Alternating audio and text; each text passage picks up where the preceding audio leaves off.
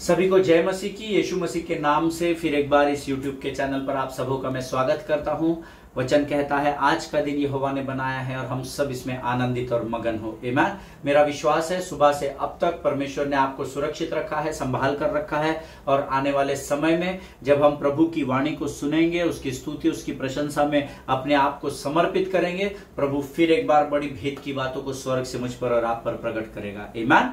हम पिछले कुछ दिनों से परमेश्वर की उपस्थिति के प्रति संवेदनशील हमको कैसे रहना है उस विषय में हम लोग अध्ययन और मनन कर रहे हैं। मेरा विश्वास है आप लोगों के पेन, पेंसिल, पेपर, नोटबुक्स, आपका पवित्र शास्त्र सब कुछ आप लोग लेकर तैयारी के साथ बैठे हुए। आमीन। क्योंकि ये एक आत्मिक युद्ध है और युद्ध में खाली हाथ नहीं जाते हैं। आमीन। अपने सारे अस्त्र और शस्त्रों को लेकर हम आगे बढ़ते हैं ताकि शत्रु जब हम पर वार करे तो हम अपने विश्वास के ढाल के द्वारा उसे रोक सके और जैसे ही मौका मिले हम अपने वचन रूपी तलवार के द्वारा शत्रु पर घाव करके उसे नष्ट कर सके। हालेलुया।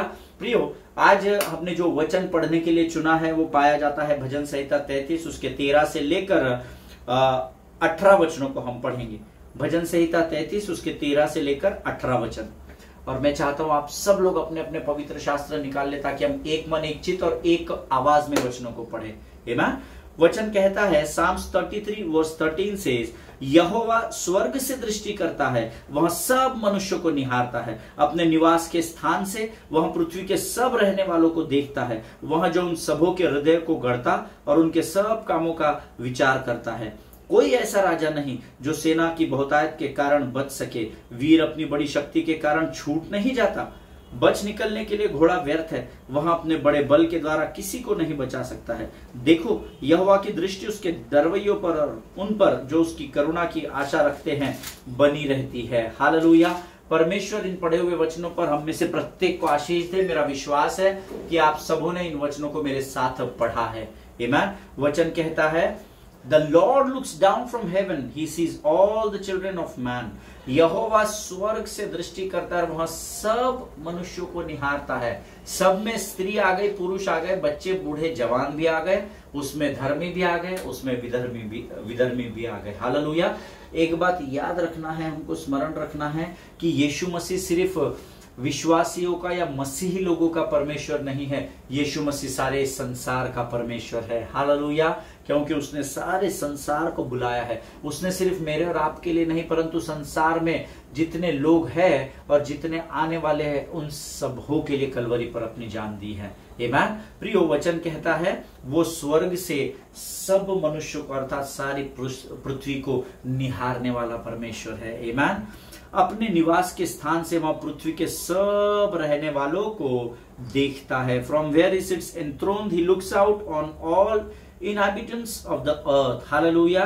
पृथ्वी में जितने भी लोग रहते हैं उन सबों को वो देखने वाला परमेश्वर है। अगर आप ये सोचते हैं कि शायद यीशु मसीह का ध्यान हमारी तकलीफ में हमारे तरफ नहीं है तो आप गलत सोच रहे हैं। आपको अपनी सोच को सकारात्मक करना होगा। जीवन की हर परिस्थिति में स्वर्ग का परमेश्वर आपके और मेरे साथ बना हुआ है। हालेलुया।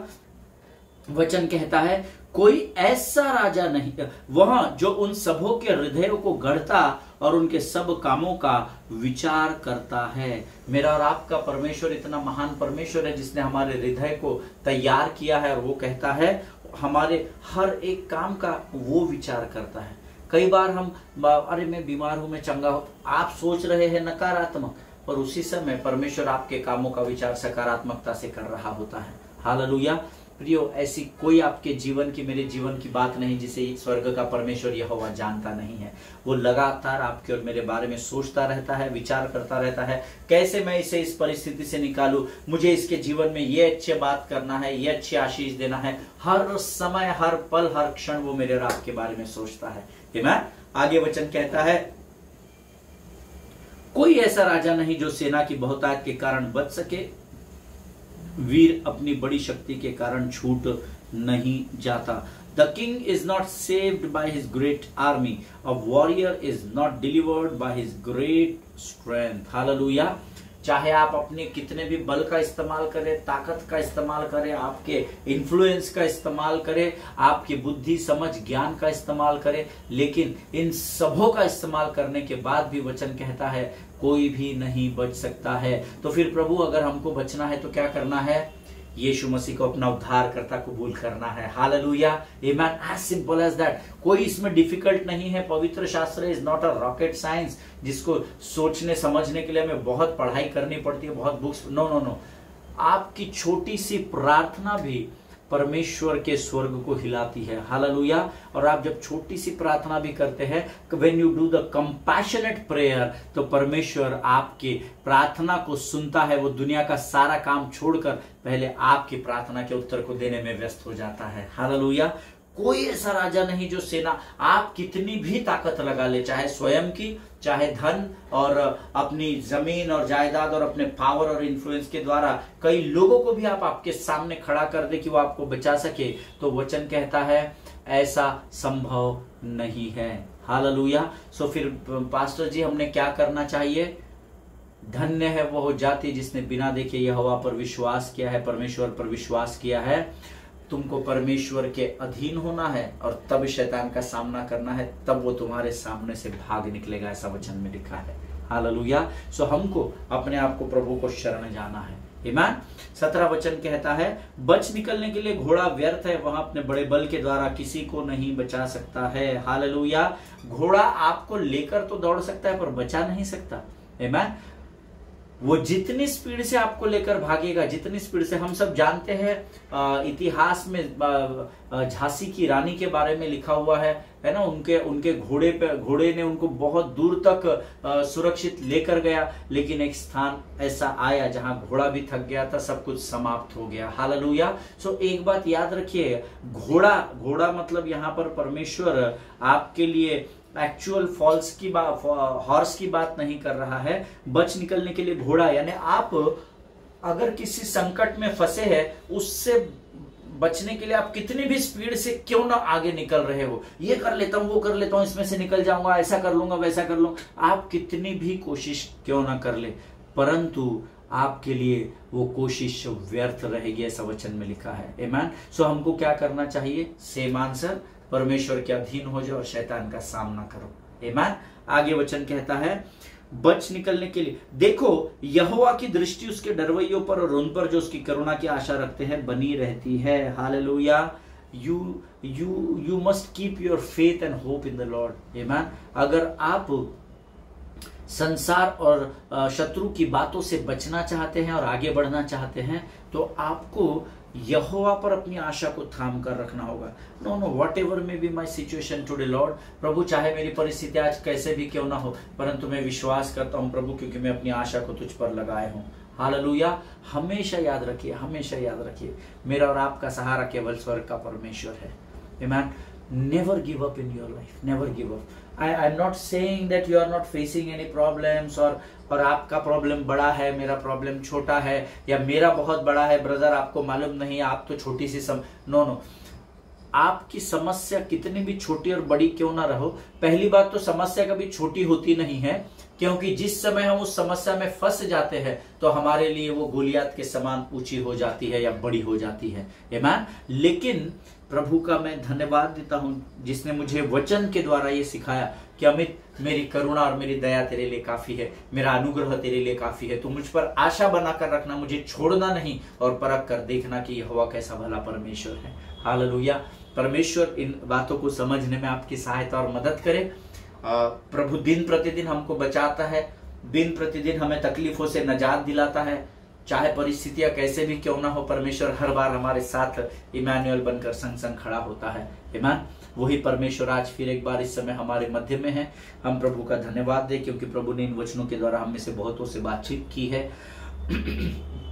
और मेरा विश्वास है कि जो लोग यहाँ पर दिन प्रतिदिन आकर वचनों को सुनते हैं, वो परमेश्वर के स्वर्ग के आशीषों के भागीदार जरूर बनेंगे। आमीन। आइए इस समय हम प्रभु की आत्मा को, अपने आप को समर्पित करें और परमेश्वर की वाणी को हम परमेश्वर की आत्मा के द्वारा सुने। Let us pray.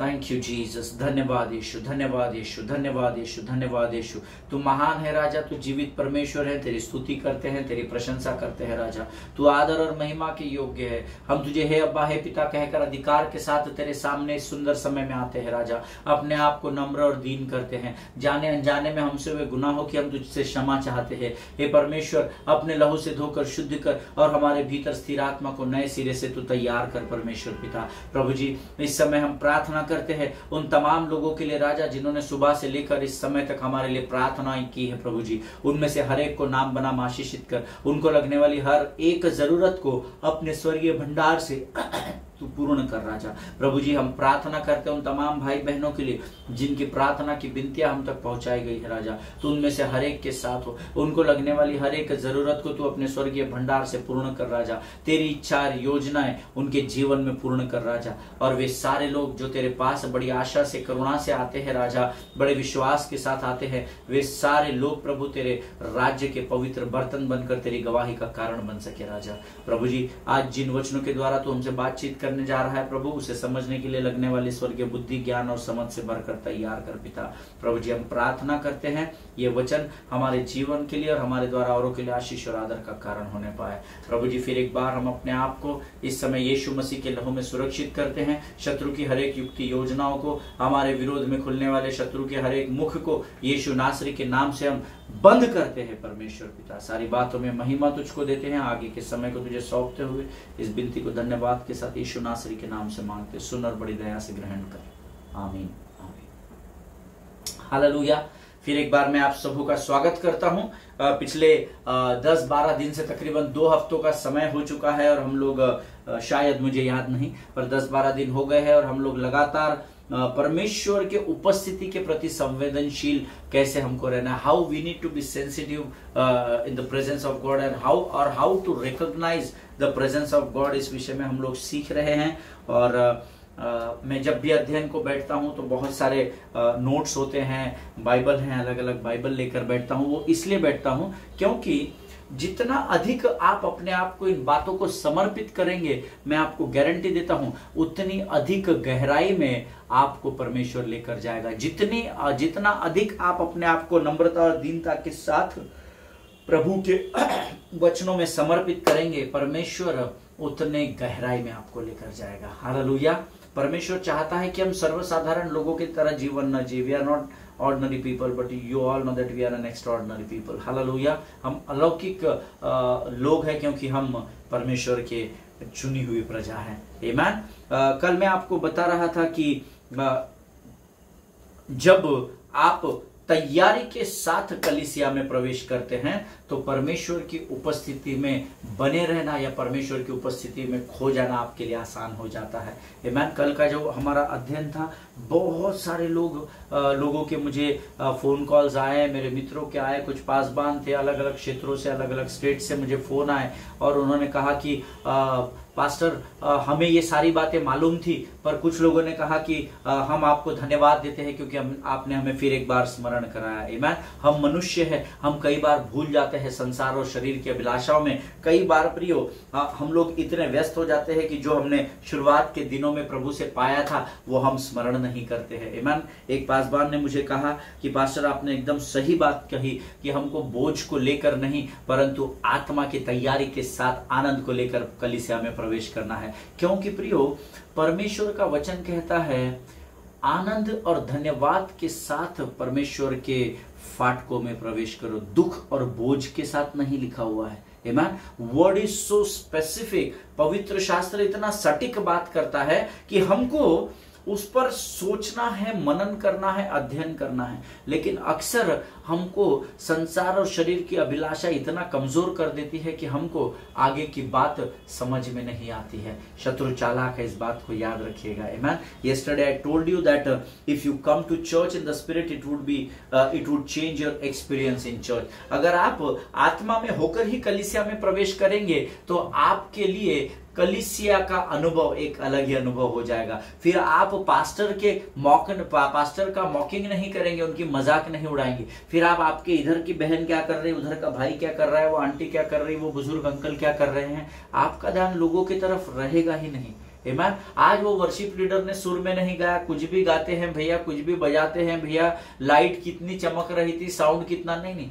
When you come prepare to church, तो आपको ये ध्यान में रखना है कि आप चर्च में आते किस लिए हैं और किसके लिए आते हैं। आमेन। अगर आप कलीसिया को कपड़े दिखाने और गाड़ी दिखाने आते हैं तो जय मसीह की। अगर आप पासबान को ताड़ने आते हैं या आप पासबान को जज करने आते हैं तो जय मसीह की। लेकिन अगर आप घर से ही पूरे तैयारी के साथ आत्मा में होकर, प्रभु धन्यवाद, आज मैं फिर एक बार तेरी कलीसिया का भाग बनूंगा और तुझे देखने पाऊंगा, तुझे सुनने पाऊंगा राजा, जब आप उस तैयारी के साथ कलीसिया में आते हैं, तो मैं आपको बताऊं, हम लोग जब कलीसिया में आराधना करते हैं, आई डोंट बॉदर, मैं अपना बता सकता हूं, आपके बारे में मैं नहीं जानता, आई डोंट बॉदर कौन वर्शिप लीडर वर्शिप ले रहा है, कौन बजा रहा है, कौन गा रहा है। I try to get connect with the Lord, amen। मैं परमेश्वर के साथ अपनी आराधना के द्वारा कनेक्ट होने की कोशिश करता हूं, amen। ऑफ कोर्स आपको वर्शिप लीडर को फॉलो करना है, वो अलग गीत गा रहा है, आप वैसा कनेक्टिविटी नहीं होती है, because there is a pattern in the church, amen। उसको हमको फॉलो जरूर करना है, पर हम उस पर निर्भर नहीं रह सकते। हमारी निर्भरता, your dependency should be not on the man but it should be on the God, hallelujah. आपकी निर्भरता परमेश्वर पर होनी चाहिए। मैं आपको बताऊं, जब आप तैयारी के साथ कलीसिया में आएंगे, जैसे शमौन आया था, तो आपके लिए परमेश्वर की उपस्थिति को प्राप्त करना बहुत आसान हो जाएगा, हालेलुया। और यहाँ पर जहाँ एक तरफ जब मरियम और यूसुफ को देखकर अब इस मंदिर में बाकी भीड़ ने उनको इग्नोर कर दिया। इग्नोर करने का कारण मैं आपको बता चुका हूं, क्योंकि उस समय की प्रथा के अनुसार, विधि के अनुसार, जो मेमने का बलि लेकर आता था वो बड़ा धनी व्यक्ति समझा जाता था, और जो पंडुकों को लेकर आता था या कबूतर के 2 बच्चों को लेकर, पिजन्स को लेकर आता था, तो वो गरीब, तुच्छ और कंगाल जाना जाता था, हालेलुया। और यहाँ पर मरियम और यूसुफ अब गोद में अपने बेटे को लेकर आए हैं और उनके हाथों में कबूतर। मेरा ऐसा विश्वास है, जब मैं इसको इमेजिन कर रहा था, मरियम के हाथ में ऑफकोर्स यीशु मसीह रहा होगा और जो बलिदान है वो यूसुफ के हाथ में रहा होगा। और यूसुफ और उसकी पत्नी जब मंदिर में प्रवेश कर रहे हैं तो बाकी भीड़ ने उनको इग्नोर कर दिया कि ये इतने गरीब और कंगाल लोग भला इस मंदिर में क्यों आते हैं। कुछ लोगों ने शायद बोला होगा, प्रभु हम लोग इतने तैयार होकर आए, हम देखो एक एक मेमना, अच्छा पवित्र मेमना, हेल्दी मेमना लेकर आए हैं तुझे बलिदान देने, तू ऐसे लोगों को एंट्री क्यों देता है प्रभु, ये गरीब कंगाल तुच्छ लोग है, पता नहीं उनको कैसे किस रीति से इग्नोर किया गया होगा। लेकिन वचन कहता है उसी मंदिर में एक व्यक्ति था जिसका नाम शमौन था, जो आत्मा से भरकर उस मंदिर में आया था, hallelujah. And he was less, what my study says is, मेरा अध्ययन इस विषय में ये कहता है कि वो लोगों के प्रति बॉदर नहीं होगा, कौन क्या पहन के आया है, अच्छा ये कौन सी गाड़ी से आज आए हैं, अरे बाप रे पिछले बार तो ये दूसरी कार से आए थे, अरे बाप बड़े रईस लोग हैं। उसका ध्यान संसार में नहीं था, आमीन। फिर से एक बार बताता हूं, ध्यान से सुनिए। When you are with the Lord, learn to focus on the Lord only, Hallelujah। जब आप परमेश्वर की उपस्थिति में होते हैं, केवल और केवल परमेश्वर की ओर ध्यान केंद्रित करना सीखे, आमीन, जिससे आपको शत्रु बरगला नहीं पाएगा, आमीन। क्योंकि जिसका ध्यान यहोवा की ओर होता है उसका मुंह कभी काला नहीं होने पाया, ऐसा वचन में लिखा है, आमीन। यहाँ पर वचन कहता है, there was one person in that temple whose name was Simeon. He was less concerned about the people who was driving up what, who is wearing what, and who was sitting at first bench and who is sitting at the last bench. अरे बाबा ये तो पिछले Sunday इधर बैठे थे, अभी इधर क्यों बैठे हैं। He was less concerned। मुझे ऐसा लगता है उसको दुनिया से कोई लेना देना नहीं था। क्यों नहीं था? क्योंकि वो आत्मा के द्वारा मंदिर में प्रवेश किया था, हालेलुया, आमीन। सो कौन क्या पहनकर आया है, कौन किधर बैठा है, कौन बात कर रहा है, कौन साउंड चेक कर रहा है, कौन लाइट ऑपरेट कर रहा है, उसकी तरफ उसका ध्यान नहीं था। वो शायद ये नहीं देख या सुन रहा था कि प्रचारक भी क्या प्रचार कर रहा है, क्योंकि विधि है तो कोई ना कोई पास्टर तो जरूर उस विधि को पूरा कर रहा होगा। उसका ध्यान उधर भी नहीं था, क्या इंस्ट्रक्शंस दिए जा रहे हैं, क्या नहीं दिए जा रहे हैं। But the word of God says he was waiting and looking for the Lamb of God, hallelujah। वो आत्मा के सिखाने के द्वारा मंदिर में आया था और वो परमेश्वर की प्रतीक्षा कर रहा था, परमेश्वर की बाट जो रहा था, परमेश्वर की ओर देख रहा था, आमीन। शायद उसकी आंखें उस द्वार की ओर लगी हुई होगी कि परमेश्वर का आत्मा मुझे लेकर आया है, जरूर आज कुछ तो भी बड़ा होने वाला है, हालेलुया, आमेन। प्रियो, वो लाइट्स और साउंड सिस्टम की अरेंजमेंट्स को नहीं देख रहा था। वो वर्शिप लीडर आज क्या पहन के आया है, आज गिटार का कलर क्यों चेंज है, आज कीबोर्ड 2 क्यों लगे हुए हैं, उसका ध्यान संसार की बातों में नहीं था। आमेन। But the word of God says in this book of Luke, his priority was to look for the Lamb of God. Hallelujah. उसकी एक ही मंशा थी और वो थी कि वो परमेश्वर के मेमने का दर्शन कर सके। हालेलुया। क्योंकि उससे वायदा किया था कि जब तक तू मसीहा को नहीं देखेगा तब तक तू मृत्यु का स्वाद नहीं चखेगा। आमीन। परमेश्वर अपने किसी भी वायदे से मुकरता नहीं है। प्रभु के लोगों, ask yourself a question today. मैं चाहता हूं आज जितने लोग इस समय मुझे सुन रहे हैं वो लोग अपने आप से क्वेश्चन पूछे, what is your priority in the church today. आमीन। आज जब आप कलीसिया में जाते हैं तो आपकी प्राथमिकता क्या है, आपकी प्रायोरिटी क्या है? क्या कौन कौन से कपड़े पहनकर आया है, किसका परफ्यूम ज्यादा अच्छा सुगंध दे रहा है, पास्टर ने क्या प्रचार किया है, अरे पीछे वो स्क्रीन पर बराबर वर्ड्स दिख नहीं रहे हैं। What is your priority in the church? Amen. And that is what is the most important part when you want to, whenever you plan to get connect with the Lord. Amen. जब कभी भी आप प्रभु के साथ जुड़ना चाहते हैं कलीसिया के माध्यम से, तो ये बहुत जरूरी है कि आप पहले ये तय करें कि आपके जीवन की कलीसिया में प्राथमिकता क्या है। Hallelujah. Always remember, we will be less skeptical if we come to church in the spirit. Amen. हम अगर आत्मा से भरकर कलीसिया में प्रवेश करेंगे तो we won't be in a sceptical position. Sceptical position को उलझन की परिस्थिति में हम नहीं रहेंगे, दुविधा में नहीं रहेंगे। इधर करूं उधर करूं, उसको देखूं, इसको प्रेज द लॉर्ड बोलूं, पहले पास्टर साहब को बोलूं, असिस्टेंट आप में उलझन नहीं रहेगी। आमीन। बट ये कब होता है पता है? जब आप आत्मा से भरकर मंदिर में प्रवेश करते, जैसे शमौन ने प्रवेश किया था। आमीन। जिनके सुनने के कान हो वो सुन ले। अपने आप को तैयारी के साथ ही प्रभु के मंदिर में लेके जाइए, क्योंकि वचन कहता है मेरा परमेश्वर ठट्टा में नहीं उड़ाया जाता है। प्रियो, आमीन। It doesn't matter what people are talking about you, it doesn't matter they are looking, वो आपको स्टेयर कर रहे, वो आपको घूर रहे हैं। ये बातें मायने नहीं रखती है कि कौन आपके विषय में क्या सोच रहा है, क्या बोल रहा है। ये समय आपका और लोगों का नहीं, परंतु ये समय आपका और आपके स्वर्गीय पिता का होता है। आमीन। इसीलिए आपको तैयारी के साथ आत्मा से मुलाकात करने जाना है तो आत्मा के साथ ही जाना होगा। हालेलुया। हम शरीर को लेकर जाते हैं, इसीलिए हम शरीर की बातों में व्यस्त रहते हैं। आप आत्मा से भरकर, जैसे शमौन गया तो शमौन को जैसे दुनिया की दुनियादारी से कोई लेना देना नहीं था, मंदिर में क्या हो रहा है उसका ध्यान परमेश्वर के पुत्र जगत के मेमने की ओर लगा हुआ था। हालेलुया। जब आप भी आत्मा से भरकर मंदिर में प्रवेश करेंगे, आपको मैं गारंटी देता हूं परमेश्वर से आप जरूर मुलाकात करेंगे। हालेलुया। आमीन। यहाँ अब लूका रचित सुसमाचार 2:27 हम सब लोग पढ़ लेंगे। The gospel of Luke chapter 2 verse 27। लूका रचित सुसमाचार 2 अध्याय 27 वचन। में चाहता हूं आप सब लोग अपने अपने पवित्र शास्त्र को निकाल लें और जोर से हम एक मन एक चित्त होकर पढ़ेंगे। लूका 2:27। वह आत्मा के सिखाने से मंदिर में आया और जब माता पिता उस बालक यीशु को भीतर लाए कि उसके लिए व्यवस्था की रीति के अनुसार करे। हालेलुया।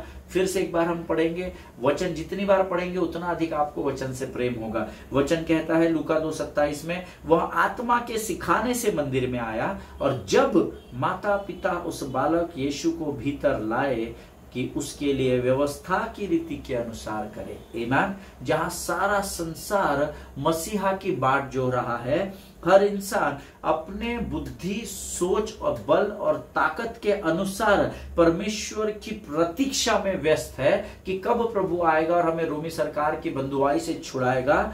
ऐसे समय में मरियम और यूसुफ अपने पुत्र अर्थात जगत के मेमने को लेकर मंदिर में यहां पर प्रवेश कर रहे हैं।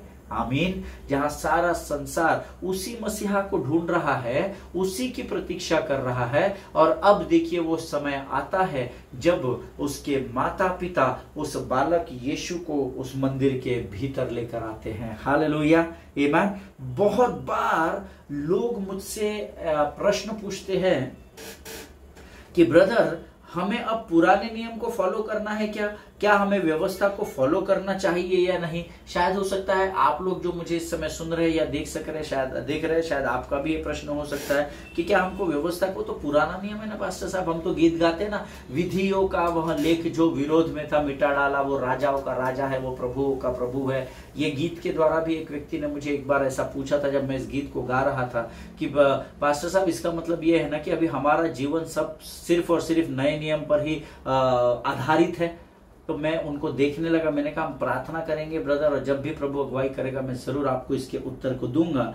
और ऐसे मेरे ख्याल से we have many more questions which are related to Old Testament, right? और हमारे मन में ऐसे पुराने नियम को लेकर ऐसे बहुत सारे प्रश्न हैं, पर क्या होता है हम कभी किसी के सामने रखते नहीं है, क्योंकि हम खुद ही दुविधा में होते हैं, हम खुद ही अपने जीवन पर संदेह में जी रहे हैं, इसलिए हम कॉन्फिडेंस के साथ कभी किसी के सामने अपनी बातों को खुलकर कह नहीं पाते हैं। कई लोगों को मैंने ये भी कहते हुए सुना है कि अभी हम व्यवस्था के अधीन नहीं लेकिन अनुग्रह के अधीन है। ये मैंने भी आप लोगों को कई बार बताया है, लेकिन इस अध्ययन को जब मैं कर रहा था इन दिनों, प्रभु ने मुझे इस बात को बताया कि अमित तू जो कलीसिया को सिखाता है कि अभी हम व्यवस्था की गुलामी में नहीं परंतु हम अनुग्रह की अधीनता में है, ये एकदम सही है। तू जो लोगों को सिखाता है ये सही है, लेकिन प्रभु की आत्मा ने मुझे बताया अमित अक्सर तू ये भूल जाता है कि आज भी हम यीशु मसीह की नहीं अब्राहम की संतान कहलाते हैं। हालेलुया। एक गीत हम गाते हैं, यीशु दोस्त है मेरा, यीशु दोस्त है मेरा, अब ना कोई गम ना कोई फिक्र, यीशु दोस्त है मेरा। आमीन। हम संतान किसकी कहलाते हैं? आज भी हम अपने आप को अब्राहम की संतान कहलाते हैं। हालेलुया। क्योंकि परमेश्वर ने जो वायदा अब्राहम से किया था, हम सुलेमान की संतान नहीं कहलाते हैं, हम अब्राहम की संतान कहलाते हैं। आमीन। सो वो अब्राहम जिसने अनुग्रह के समय में नहीं बल्कि व्यवस्था के समय या व्यवस्था भी लिखे जाने के पहले के समय में उसने जन्म लिया था। हालेलुया। आमीन। प्रियो, आपको बहुत गंभीरता से वचनों का अध्ययन करना पड़ता है। आमीन। हमेशा याद रखिएगा, अब्राहम जिसने अनुग्रह के समय से बहुत पहले व्यवस्था के समय में जन्म लिया था, हम आज भी उसी की संतान कहलाते हैं। सो इसमें कोई दो राय नहीं कि हम उस व्यवस्था के गुलाम तो नहीं है, हम अभी अनुग्रह में ही अपने जीवन को जी रहे हैं। अगर हम व्यवस्था में गुलाम होते तो अभी तक सारी पृथ्वी नष्ट हो जाती, क्योंकि सब गलतियां कर रहे हैं। लेकिन अगर व्यवस्था को हम नहीं मानेंगे तो उस समय मृत्यु दंड दिया जाता था। आमीन। सो परमेश्वर का धन्यवाद दे उसके अनुग्रह के लिए। सो आज भले ही हम अनुग्रह के जीवन को जी रहे हैं, पर आज भी हम उस पुराने नियम के लिखे हुए अब्राहम के विषय में ही सुनते हैं, और हम आज भी अब्राहम की संतान ही कहलाते हैं। हालेलुया। आज अनुग्रह के समय में मैं और आप जीवन बिता रहे हैं। Be thankful to God for that. आमीन। उसके लिए प्रभु का धन्यवाद देना न भूले। लेकिन आज परमेश्वर के अनुग्रह को कई लोगों ने मॉडर्नाइज कर दिया है, आधुनिक कर दिया है। परमेश्वर के अनुग्रह को टेकन फॉर ग्रांटेड तो बहुत लोगों ने किया है, लेकिन बहुत अधिक लोगों ने उसको मॉडर्नाइज कर दिया है। कई लोगों को लगता है कि यीशु मसीह आज के युग का मॉडर्न परमेश्वर है। हालेलुया। कई लोगों को लगता है कि अब हमारा पानी का बपतिस्मा हो गया है और हमें अनुग्रह के द्वारा उद्धार भी प्राप्त हो चुका है। जिनका पानी का बपतिस्मा हो गया उनका उद्धार भी हो गया। That means now Jesus is, many people think like that, not everyone, but then there are many believers, many Christian people who thinks that now because we have been baptized, we have been saved, so now Jesus is tolerant of sin without the expectation of holiness. Hallelujah. कई लोग ऐसा ग्रहण कर चुके हैं, मान चुके हैं कि क्योंकि अभी हमारा बपतिस्मा हो गया है तो अभी परमेश्वर हमारे किसी भी पाप को आराम से स्वीकार कर लेगा। हम पाप भी करेंगे तो चलेगा, हमारे अंदर पवित्रता नहीं भी पाई गई तो चलेगा, क्योंकि अभी तो हमारा बपतिस्मा हो गया, भैया हमारा उद्धार हो गया। हम तो अभी चर्च से जब हम अपने प्राणों को पृथ्वी पर से समाप्त कर देंगे तो हम तो जाने ही वाले हैं स्वर्ग। और वो सोचकर अनुग्रह का हम गलत फायदा उठाने लग गए हैं। आमीन। जिनके सुनने के कान हो वो सुन ले कि प्रभु का आत्मा क्या कह रहा है। We are expecting that Jesus is tolerant of our sins. परमेश्वर अभी हमारे पापों को स्वीकार कर ही लेगा, क्योंकि अभी हमने बपतिस्मा पा लिया है, आमीन। लेकिन ऐसा नहीं है, it is not true, because Jesus is same yesterday, today and forever.